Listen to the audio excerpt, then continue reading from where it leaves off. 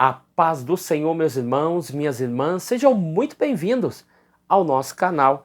É Tempo de Ensinar EBD, um canal exclusivo para os amantes da Escola Bíblica Dominical. Você aí do outro lado já me conhece, eu sou Adriano Ricobelo, sou presbítero da Assembleia de Deus aqui da cidade Franca, interior de São Paulo. Também sou professor da Escola Bíblica Dominical.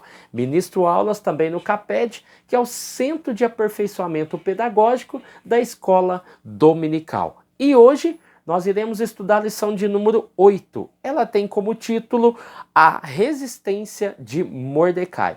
Vai ser uma aula maravilhosa, uma aula magnífica, ao qual nós iremos extrair bastante coisas boas para que nós possamos aplicar na nossa aula, no nosso plano de aula. Então, fique até o final, que tenha certeza que aqui tem conteúdo de responsabilidade, aqui tem conteúdo com muita prudência e qualidade, amém? Então, antes de nós iniciarmos o nosso vídeo, gostaria de pedir para vocês que deixem aquele like do céu, aquele like abençoado. Também não deixe de comentar, isso é muito importante. Comente sobre a revista, comente sobre algum ponto que a gente falou, comente sobre algo que está relacionado ao nosso conteúdo de hoje. E também, se for possível, compartilhe os nossos vídeos, isso é muito importante, ajuda demais o canal a crescer e o YouTube vai entender nessa tríade que esse conteúdo é relevante e vai indicar para mais pessoas, amém? Então, quer me ajudar? Faça isso. E se aparecer aí a opção de hyper, né? Aperte o botãozinho aí, deixe um hyper aí pra gente aí, para que o YouTube possa compartilhar com mais pessoas, tá bom?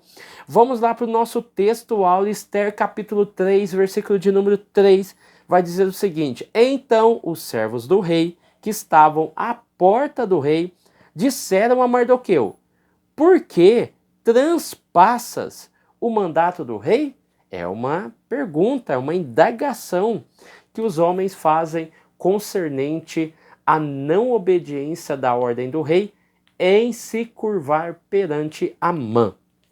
A nossa verdade prática vai dizer o seguinte: como cristãos, nós somos sujeitos, ou seja, cativos, dominados, submissos e subordinados a conflitos ético-morais, ou seja, a disputa entre duas ou mais partes. Então há esse conflito, esse confrontamento, né?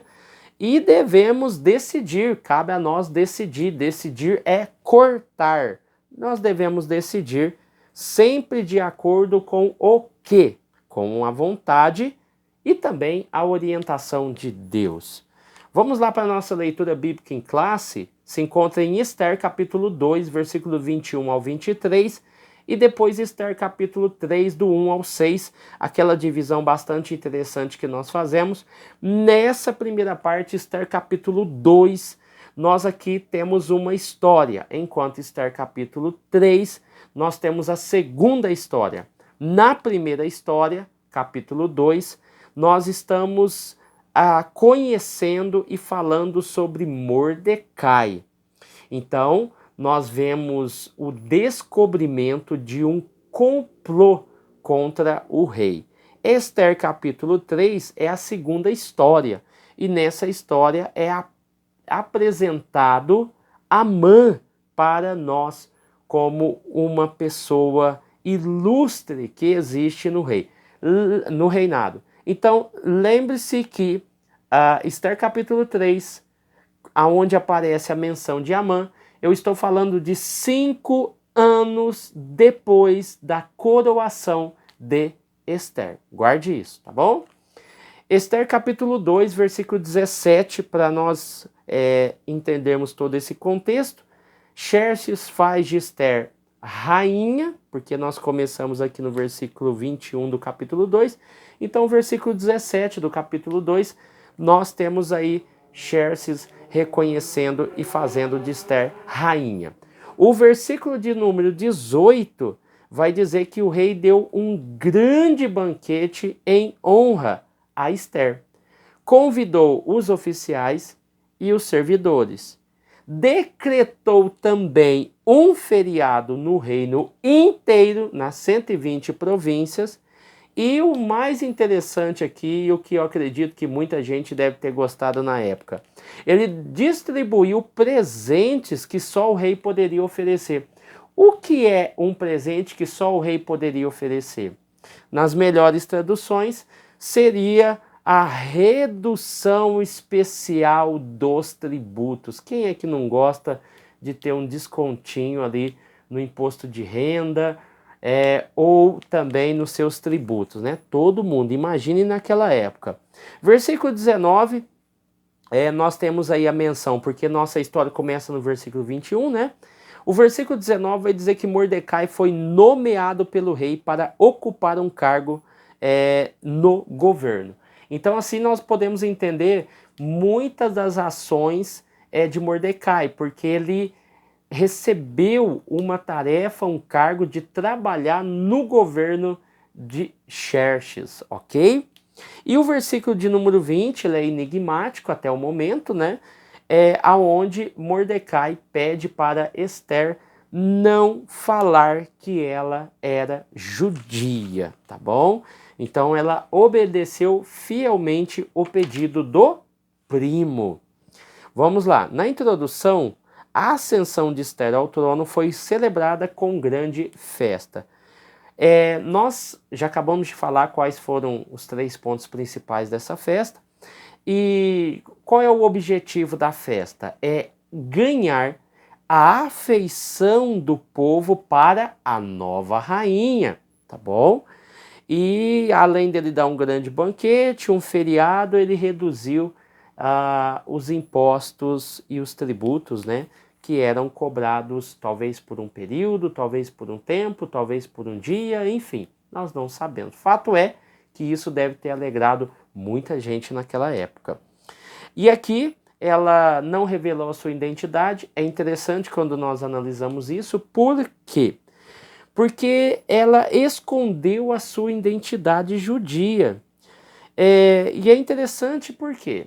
Porque se nós compararmos essa realidade conosco, nós também, de certa forma, fazemos isso. Por quê? Nós escondemos para avançarmos no mundo. Fato é, se Esther talvez tivesse revelado no começo, toda essa trama poderia ter acabado de forma diferente, ou de forma mais trágica. Ou também, talvez, alguma coisa ali poderia ter impedido que ela assumisse o trono. Fato é que muitas das vezes nós escondemos a nossa identidade para avançarmos no mundo. Talvez camuflando, avançamos e abaixamos entre amigos o volume da nossa fé. Fazemos como Esther, afogamos Radassa e alimentamos e também embelezamos Esther para um bem maior. Então isso às vezes acontece na nossa vida e é de maneira bem sábia e também inteligente, tá? Paulo mesmo diz que se fez de loucos para ganhar os loucos, enfim. Você vê uma série de situações ao qual você não pode se revelar de forma imediata, mas aos poucos você vai mostrando quem você realmente é e o porquê de estar ali. Tópico 1, Mardoqueu descobre uma conspiração contra o rei. Esse é o real e também o tenebroso bastidor do poder, ou os bastidores do poder. Subtópico de número 1, né? Nós vamos analisar aqui que o autor deixou bem claro que esse meio está cheio de sentimentos faccioso, ou seja, um espírito sectário, um espírito parcial. E ele diz e afirma que nem no meio evangélico fica isento, ou seja, há um nepotismo dentro da igreja que faz com que a perpetuação do poder ministerial fique também dentro de uma família, fique também dentro de uma casa, fique também no poder da mão de somente uma pessoa. Então, isso pode, em muitos casos, causar o quê? Causar uma mágoa, causar um desvio das pessoas, um desvio de um grupo que está dentro daquela igreja. O autoritarismo, ele pode causar muitas dores, muito sofrimento, enfim. Nós temos aqui um problema muito grave, né? Então aqui nós podemos analisar que a mágoa, o rancor por uma ofensa ou atitude recebida de mau grado. Ou seja, nós estamos falando aqui da discórdia, né? Da discórdia, das intrigas, dos ressentimentos. E por que que isso é causado? Justamente por isso, por causa das mágoas, dos rancores, por uma ofensa ou atitude recebida de mau grado. Então causa o quê? Sentimentos facciosos dentro da igreja. E isso tem destruído boa parte da nossa fé cristã. Então aqui não foi diferente. Dentro desse reinado persa, na casa da Pérsia, eu tenho Bigtan e Teres. E esse Bigtan e Teres, eles fazem um complô, ou eles estão planejando um complô. E Mordecai ficou sabendo do plano, tá? Então o fato de ter sido promovida a uma posição elevada não envadeceu Esther. Ela não se envergonhou do primo e nem aproveitou da informação para projetar ainda mais o próprio nome. É interessante que quando Mordecai fica sabendo, a Bíblia não especifica muito bem a forma como isso aconteceu, mas fato é, quem tem a informação? Quem tem a informação é Mordecai. Quem é que transmite? Não é Mordecai. Quem transmite é Esther. Quem é que resolve essa questão do conflito, da questão que está envolvida aqui? Não é Mordecai que tem a informação, não é Esther que transmite a informação, mas é Xerxes que pode resolver. Ele é quem resolve a situação. Então é interessante que quando nós entramos aqui, nós podemos extrair uma lição muito importante. Às vezes a pessoa recebe a informação e ela quer resolver o problema. E nem sempre isso dá certo. Às vezes a pessoa que você transmite quer resolver a questão. E em muitos casos isso não dá certo. Mas nós temos que entender que tem pessoas que podem resolver o problema, que recebem a informação, que lhe é transmitida e assim essa pessoa consegue resolver.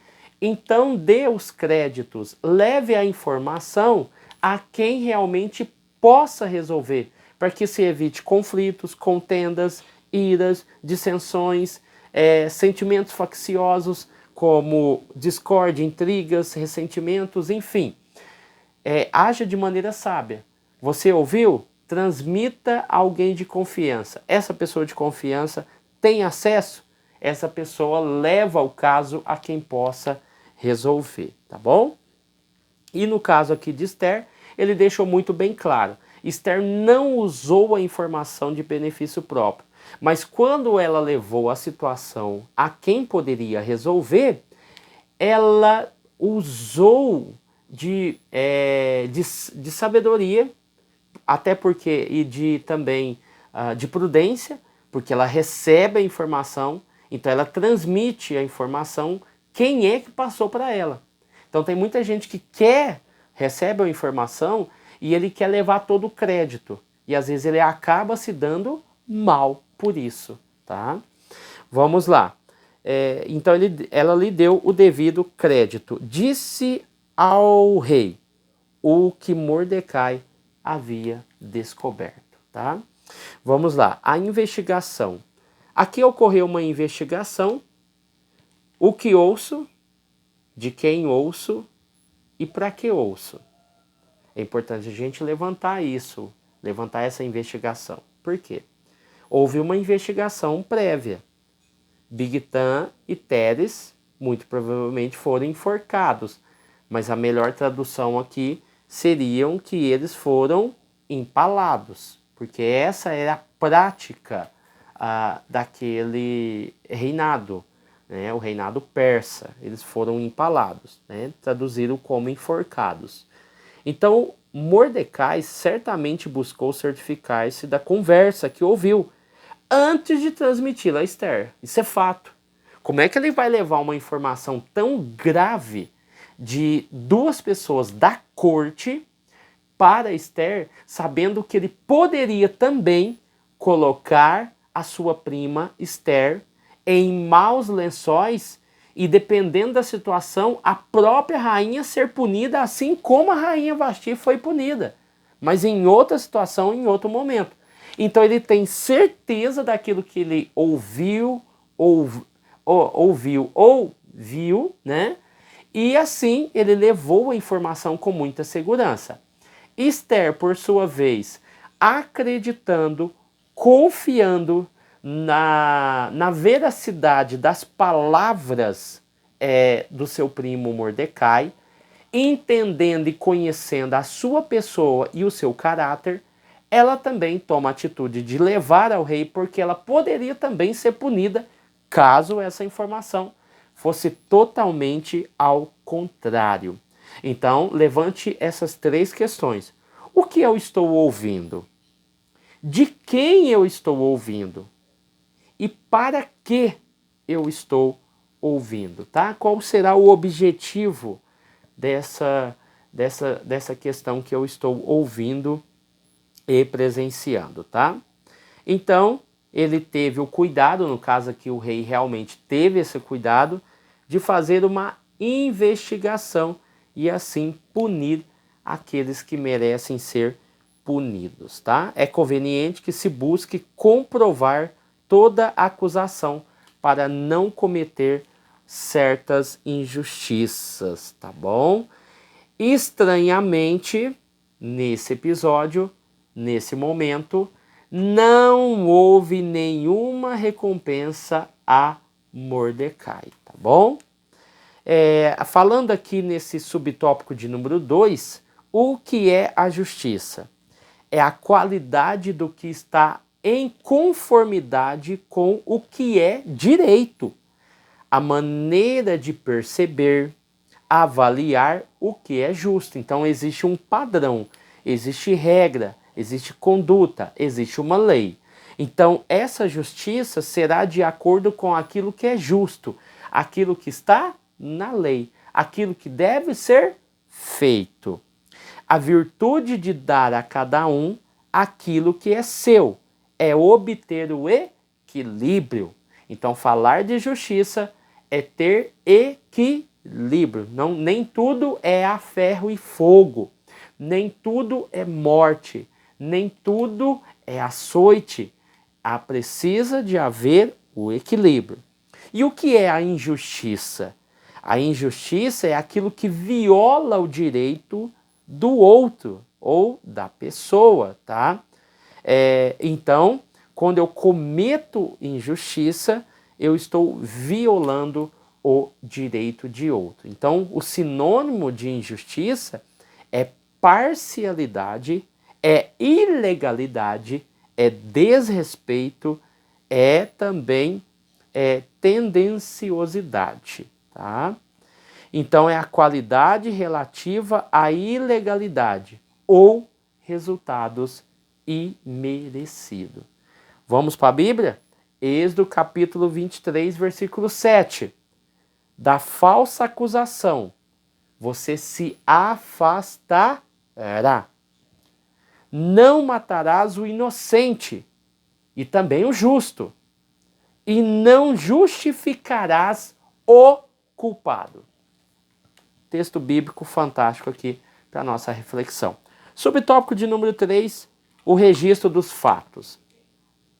O ato de fidelidade de Mordecai, ou Mardoqueu, e a importância que teve para o rei ficaram registrados. Isso é fato.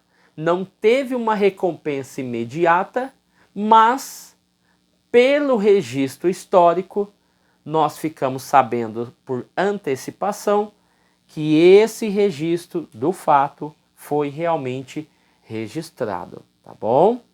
Então, o que fazer quando nós estamos em exílio? O que fazer quando nós estamos em exílio, né?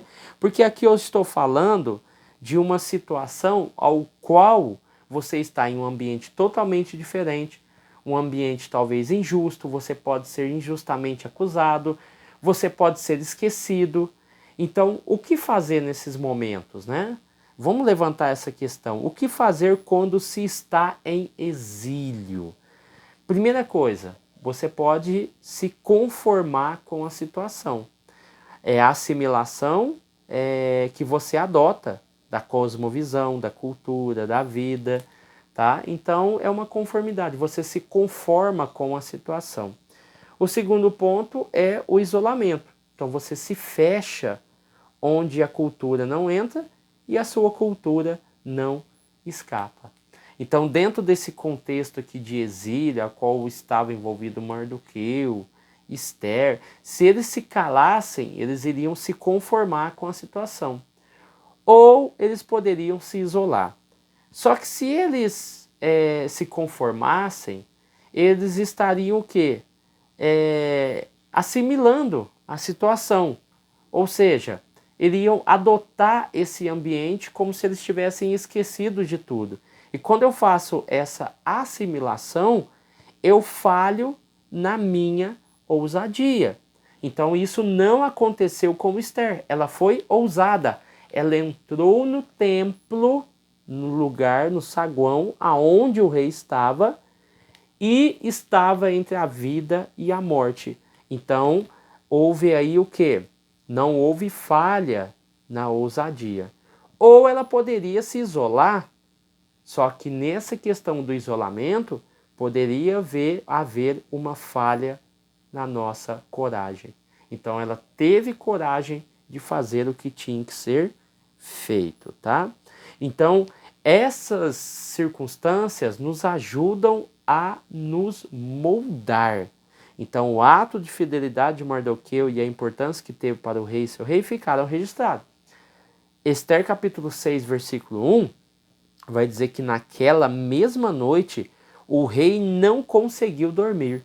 Então mandou buscar o livro em que se escrevia o que acontecia no reino e ordenou que os funcionários lessem para ele. É interessante aqui que Amã havia saído do primeiro banquete no outro dia à noite, tá? E assim, ele teria o outro banquete no outro dia. Seriam dois banquetes, né? O primeiro, então ele sai e ele ia ter um outro no outro dia porque ele foi convidado. E quando ele chegou em casa, ele ouviu a mulher, ouviu os amigos. E assim, no ato, como ele estava furioso com Mordecai, ele ouviu a esposa e os amigos e construiu uma estaca, né? Muitas traduções traz forca, de 20 metros de altura. Aí a mulher ainda diz para ele, aí você pode ir feliz ao banquete do rei, porque ele estaria indo. Então ele manda construir essa estaca, essa forca, no dia após primeiro banquete, porque no outro dia ele já ia participar do segundo banquete. Então a ideia era que ele pudesse colocar Mordecai na forca ou mandá-lo empalar, tá? Então vamos lá. Então aqui, tópico 2, Amã é exaltado pelo rei. Um novo personagem surge. Nós já falamos de Xerxes, já falamos de Esther, já falamos de Mordecai, agora aparece uma terceira pessoa, né? Quarta pessoa, porque tem Vasti também. Um novo personagem, subtópico de número 1. Amã era muito rico. Tanto é que você vê ele falando ao rei, após o rei passar o anel para ele, ele diz, olha, eu estou tem um povo aí que não obedece às suas leis, ele não diz quem é o povo. Não obedece às suas leis, ele cria um cenário todo para o rei. E o rei dá o anel, né, com um sinete para ele e diz, ó, faça o que você quiser com esse povo, né? E ele vai lá e crava um edito e diz, olha, rei, para que não fique oneroso esses encargos que vão ter por causa da perseguição e tudo mais, prejuízos, eu vou depositar na conta do governo 342 mil quilos de prata. Tanto é que isso vale muito dinheiro. Era uma riqueza inestimável.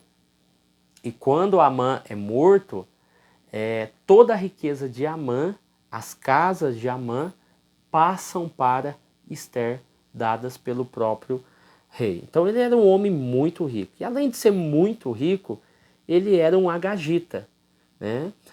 Flávio José afirma que Amã era amalequita, um povo historicamente inimigo de Israel, tá? Então isso nós vamos ver em Êxodo capítulo 17, do 8 ao 13, aonde em Refidim Moisés levantava os braços para que o povo prevalecesse. Lembra desse episódio? Tá? Então o termo agagita costuma ser associado a Agag, o rei dos amalequitas. 1 Samuel capítulo 15, versículo 2, versículo 8 e o versículo 33. Então é interessante aqui que quando aqui em 1 Samuel vai falar sobre esse episódio, fazendo referência a Êxodo capítulo 17, escute bem, qual é a referência que se faz aos amalequitas? Que é um povo que atacou Israel quando eles saíam do Egito e os atacou pelas costas.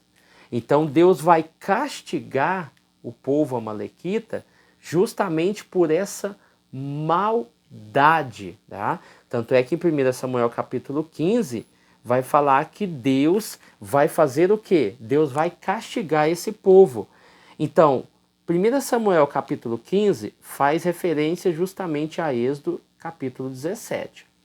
Só que para explicar especificamente Êxodo capítulo 17, você tem que ir lá para Deuteronômio capítulo 25, versículo 18, aí você entende o porquê que Deus castigou os amalequitas e porquê que Deus fez Israel prevalecer sobre eles quando Moisés levantava as mãos e ele abaixava, o povo perdia. Josué ia lá, levantava e o povo prevalecia. Olha que maldade que os amalequitas fizeram. Deuteronômio capítulo 25, versículo 18. Quando estavas cansado, o povo estava saindo do Egito, em Refidim, e exausto, e de surpresa e pelas costas, sem o menor temor a Deus, atacaram os desfalecidos, aqueles que estavam doentes, que iam atrás. Eles atacaram de forma covarde os israelitas por trás. Não tiveram a audácia e a coragem de atacar os israelitas por frente, aonde estavam seus melhores e mais valentes guerreiros ou que pudessem se defender, tá? Vamos lá. Evitando um herói aparentemente esquecido. Subtópico de número 2. Nada mudou para Mardoqueu. Apesar de seu ato heróico, tornou-se um herói aparentemente esquecido. Ser guiado pela própria vista pode nos levar a crises emocionais e espirituais, principalmente quando os fatos nos parecem desfavoráveis, tá? É interessante que aparentemente ele foi esquecido, mas Ester capítulo 2, versículo 23, disse que o seu ato foi escrito nos anais do reino, tá? Nos registros do reino.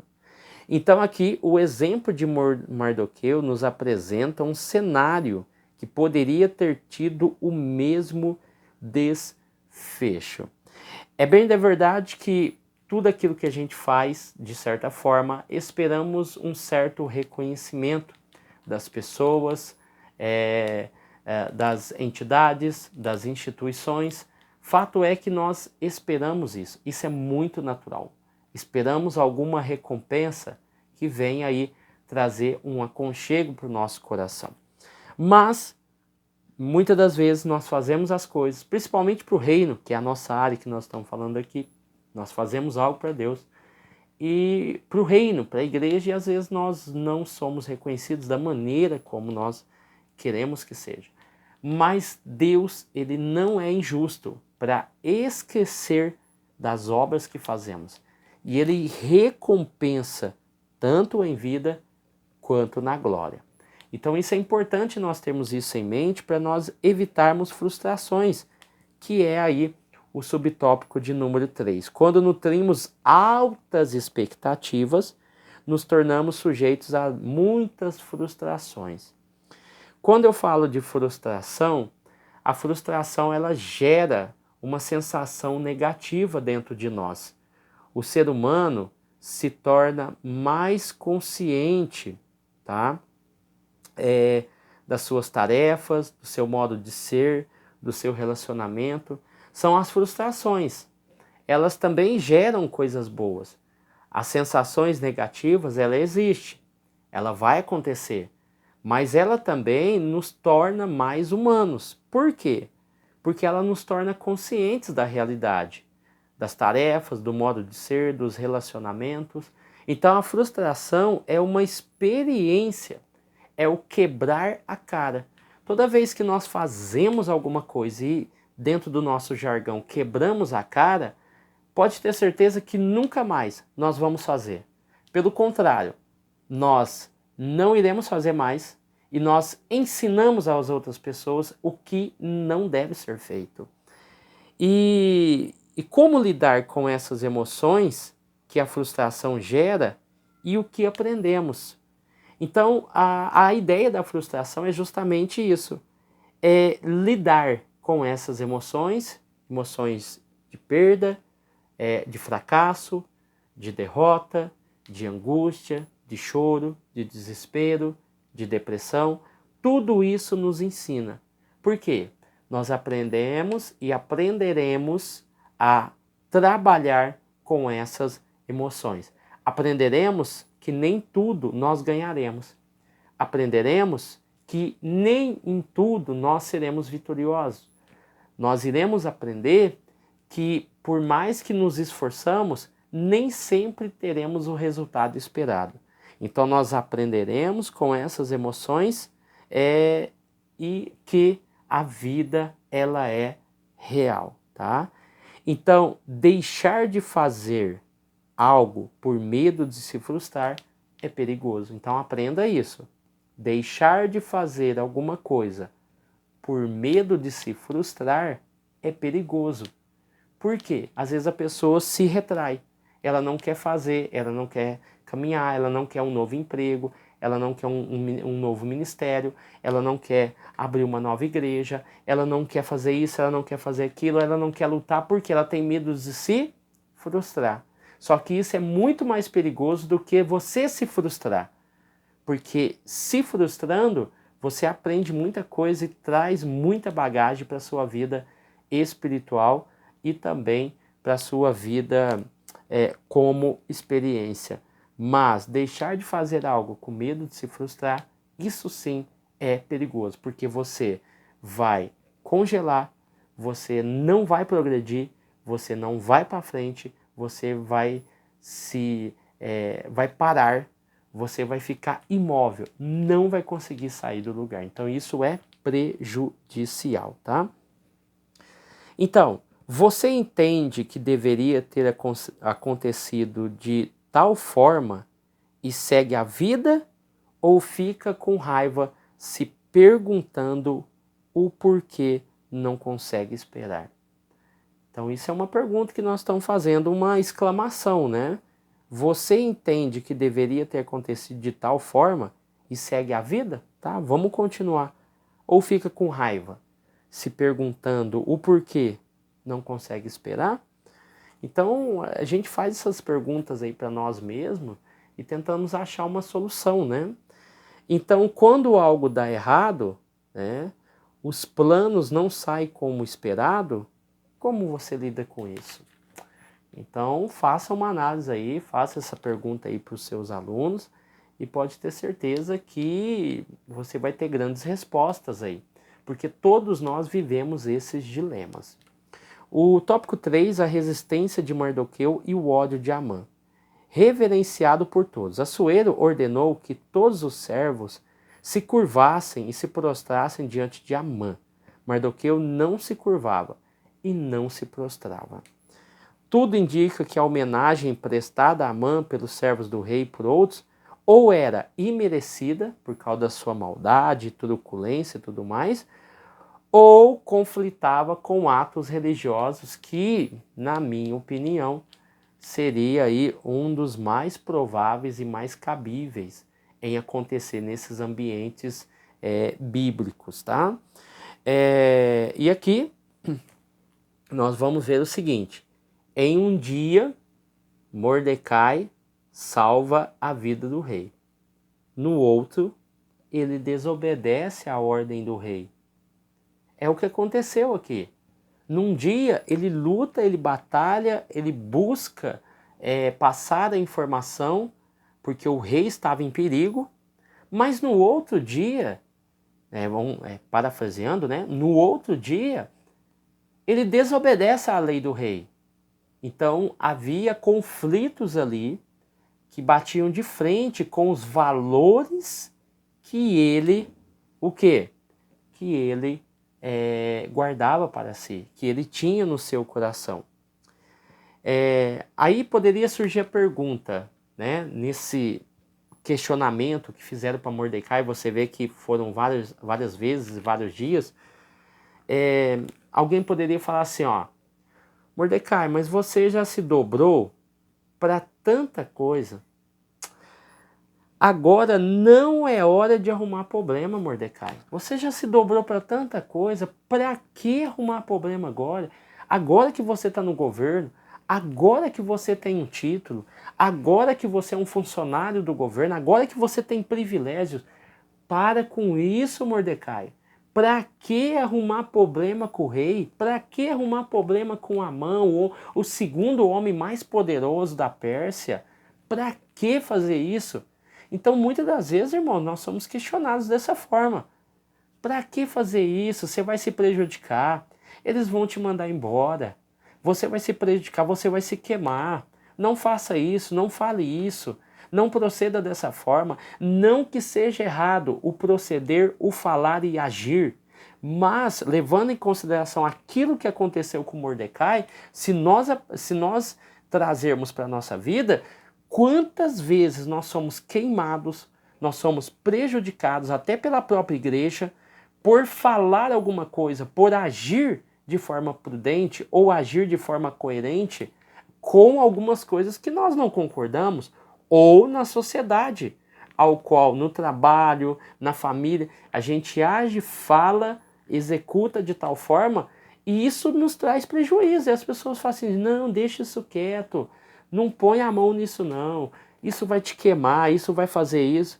E você, num ato de justiça, num ato de preservar a sua identidade, você acaba fazendo e com isso você acaba sendo prejudicado. Essa é a realidade, infelizmente, tá? Aí eu deixo um adendo.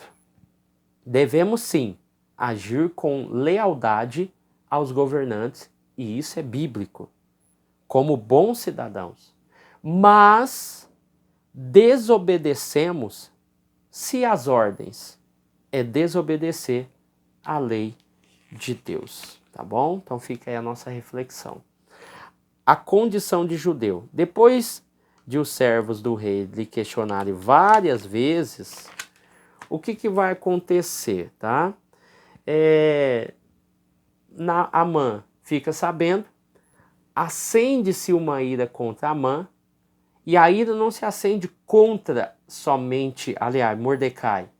A ira de Amã se acende a Mordecai e a todo o povo que ele representa. Então a ira, o ódio que as pessoas sentem de nós por falarmos a verdade, se estende a mim, a você e a todos aqueles que professam a mesma fé. Então, todos levamos prejuízo, dependendo da situação. O versículo de número 3 e o versículo de número 4, né, que aqui está especificado em Esther capítulo 3, né, vai dizer o seguinte: por que você não obedece à lei do rei? Todos os dias eles insistiam para que obedecesse. Aí foram contar a Amã para ver se sustentava a sua palavra. Isso tem muita gente que faz. Às vezes você diz alguma coisa na empresa, na igreja ou em algum outro lugar, a pessoa faz questão de te questionar para ver até que ponto você vai. Aí ela vê que você não se dobra, aí ela vai na fonte da questão e traz essa fonte até você, para ver se você é homem, se você é macho, se você é obreiro, se você é o que você diz que é, e assim você se sustenta. Ou não, se você é um covarde mesmo, ou apenas um falador, um paroleiro, né? Como chamaram Paulo. Então assim nós envolvemos em algumas questões. Então aquilo que você fala, irmão, mantenha firme, tá? Ou não fale. Se você não tem coragem de manter aquilo que você fala, então não fale, deixe quieto. Mas se falou, afirme. Não vem falar que você não sabia, que você não falou nada, que isso fica muito feio. Tá? Então seja prudente, fale aquilo que você falou, ponto final. É o seu pensamento, é o seu ponto de vista, é aquilo que você compreende e tá tudo bem, é assim. Se você vai ser prejudicado ou não, cabe aí a pessoa que ouvir. Vamos lá.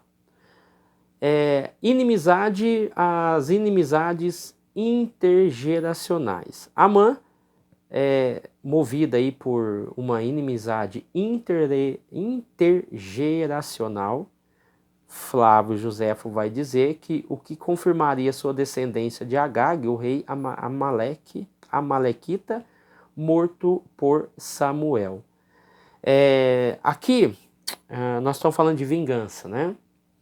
Que Deus guarde nosso coração de toda inimizade e porfia, porque ele queria matar, até o plano vai surgir justamente por causa disso. Então vamos matar o povo. Então o edito ele acontece aí mais ou menos um ano, né? Tanto 9 meses por aí, porque o edito de Mordecai acontece 8 meses antes, então muito provavelmente 9 meses antes acontece o edito aí de Amã, e 8 meses antes de março, que seria no próximo ano, né, em março, seria aí dia 13 e 14, né, ou 14 e 15, não me lembro agora certinho, que seria a destruição dos judeus. Então, o edito de Mordecai é um período antes do edito, porque ele já teria sido morto, né, por causa que eles descobriram todo o plano de Amã, e assim o rei coloca Mordecai como primeiro-ministro no lugar de Amã, pega as terras, propriedades, riqueza e dá tudo para para Esther, e assim você tem um período de 8 meses para o povo se preparar para a grande luta e se defender, tá?